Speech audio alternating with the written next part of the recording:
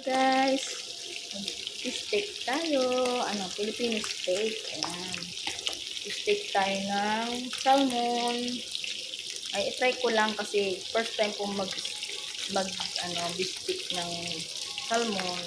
Ayun po, ipiprito ko yung narinig ko kanina sa lemon saka paminta.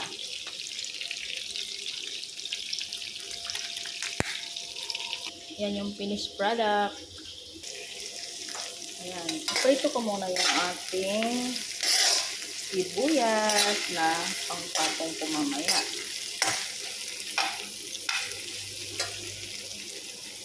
Isayin natin yung sibuyas sa bawang.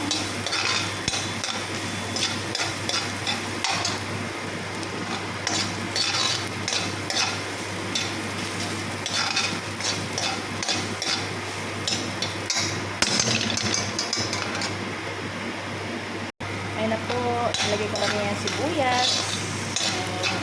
Yung puwet ng sibuyas, yun ang ginisa ko sa bawang sibuyas. Tapos, ito yung pinagmarinidan ko kanina ng salmon. Ayan po, design po natin ito.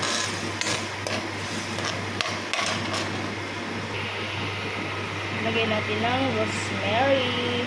Ayan. Tapos lagyan natin yung isda para tumiim na po yung lasa. Yung pinirito ko na, minarinate kong isda kanina. Ayan.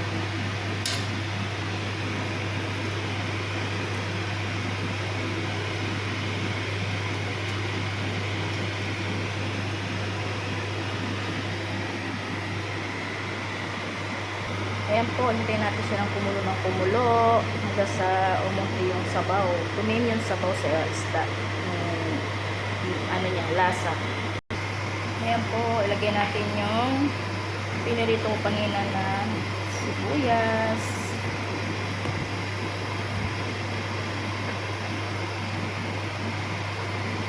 Ayan po.